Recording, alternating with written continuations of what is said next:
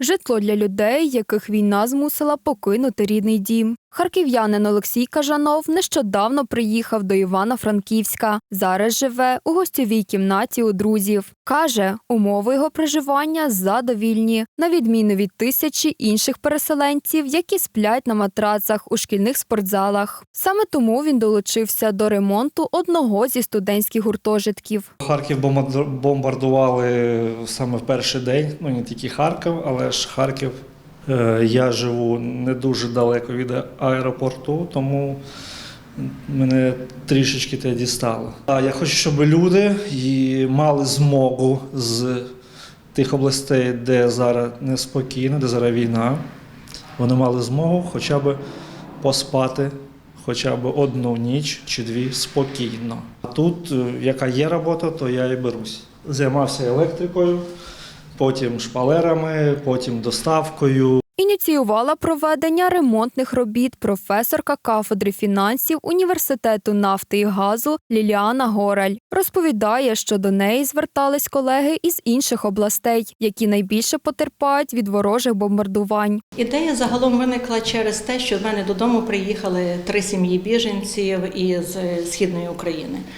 Це є мої друзі, мої колеги по роботі, професори, доценти тих вузів, які попали під руйнацію внаслідок військових дій. Паралельно видзвонює дуже багато наших колег, які не мають місця проживання. Я прийшла до ректора і запропонувала йому, щоб ми за допомогою волонтерів організували відновлення даного гуртожитку. Волонтерам уже вдалося відновити тепло та водопостачання, оновити електрику. Наразі здійснюють ремонт житлових кімнат, клеять шпалери, перефарбовують стелю, ремонтують меблі. Івано-франківчанка Катерина Муц здирає стару фарбу зі стін, щоб потім можна поклеїти нові шпалери. Сьогодні ведемо підготувальні роботи, так само як це було 2 дні до цього. Обдираємо стіни, ґрунтуємо їх для того, щоб підготувати до подальших ремонтних робіт. Зараз ситуація в місті вже близька до критичної, житла не вистачає, шелтери переповнені. Так само ми є таким пропускним пунктом між Сходом і Європою. Я розумію, що багато хто приїжджає на кілька днів. І важливо зараз тут, за наявності можливостей, організувати прихисток для тих, хто, можливо, не планує їхати кудись далі, а захоче залишитися в місті, і для того, щоб це було доступно. У гуртожитку понад 60 кімнат. У кожній може поселитись від 2 до 5 осіб. Будматеріали постачають громадські організації, благодійники та волонтери. Проте ще не вистачає побутових речей для повноцінного облаштування кімнат. Уже з'явилося багато громадських організацій, які готові співпрацювати і допомогти нам ресурсом.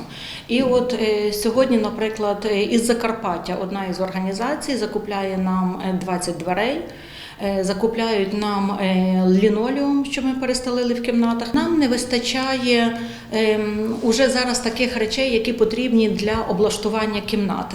Це і настільні лампи, це і приліжкові тумби, це і покривала на ліжка. Знову ж не вистачає ще нам подушок, не вистачає ще матраців.